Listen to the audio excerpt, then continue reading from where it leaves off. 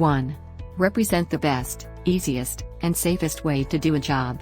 Standards reflect many years of wisdom and know-how on the part of employees in doing their jobs. When management maintains and improves a certain way of doing something, making sure that all the workers on different shifts follow the same procedures, those standards become the most efficient, safe, and cost-effective way of doing the job. 2. Offer the best way to preserve know-how and expertise. If an employee knows the best way to do that job and leaves without sharing that knowledge, his or her know-how will also leave. Only by standardizing and institutionalizing such know-how within the company does it stay in the company, regardless of the comings and goings of its individual workers. 3. Provide a way to measure performance. With established standards, managers can evaluate job performance. Without standards, there is no fair way to do this. 4. Show relationships between cause and effect. Having no standards or not following standards invariably leads to abnormalities, variabilities, and waste. Let's apply this concept to the sport of skydiving, for example. When people first begin skydiving, they depend on their instructor to fold their parachute. As they become more experienced, they begin folding their parachute with the help of their instructor. Before they can become full-fledged skydivers, they must learn how to fold the parachute correctly by themselves. Suppose a skydiver has folded the parachute for the first time in his life and is going to jump tomorrow. He goes to bed but cannot sleep and starts wondering, did I fold it right? He gets out of his bed, unfolds the parachute and starts all over again, goes back to bed, but still can't sleep. How many times does he need to fold it before he is convinced that everything is okay? The answer is that he should need to do it only once.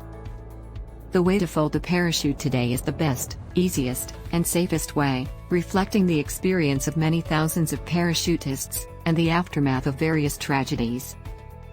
Every time a parachute did not open up, it gave rise to wrenching questions. Where in our way of folding the parachute did we go wrong? How can we change and improve the process to prevent a recurrence? What are the consequences of not following the folding standards? By the time you find it out, it may be too late. 5. Provide a basis for both maintenance and improvement. By definition, following standards means maintenance and upgrading standards means improvement. Without standards, we have no way of knowing whether we have made improvements or not. Management's duty is, first and foremost, to maintain standards. When variability occurs due to a lack of standards, one must introduce new standards. If variability occurs even with adherence to standards, and then either revise and upgrade the existing standards, or train the operators to do the job as specified by the standards. Perhaps something about the existing standards is unclear, or the operators need more training to do the job properly. Maintenance activities should constitute a majority of managers' tasks in their day-to-day activities in Gemba.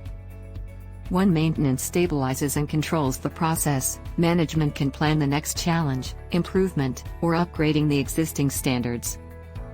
Where there is no standard, there can be no improvement. For these reasons, standards are the basis for both maintenance and improvement. 6. Provide objectives and indicate training goals. Standards can be described as a set of visual signs that show how to do the job. As such, standards should communicate in a simple, understandable manner. Normally, standards come in the form of written documents, but at times, pictures, sketches, and photos may facilitate understanding.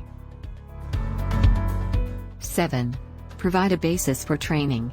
Once standards are established, the next step is to train operators to such an extent that it becomes second nature for them to do the job according to the standards. 8. Create a basis for audit or diagnosis. In Gemba, work standards are often displayed, showing the vital steps and checkpoints of operators' work.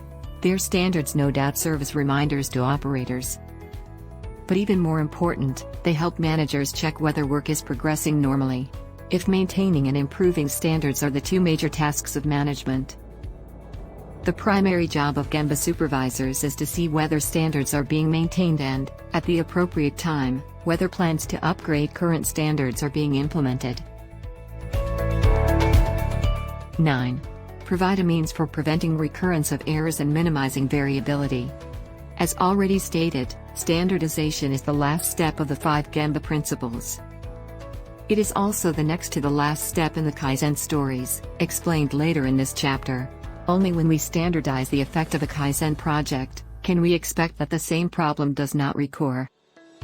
Quality control means variability control. Management's task is to identify, define, and standardize key control points at each process and make certain that such control points will be followed at all times. Often, Company A turns out to be better than Company B in quality, not because A is superior in all aspects of the efforts to ensure that all the processes are followed as specified in standards, while Company B finds that 1 or 2 processes are not always followed. Thus, standardization is an integral part of quality assurance, and without standards, there can be no way to build a viable quality system.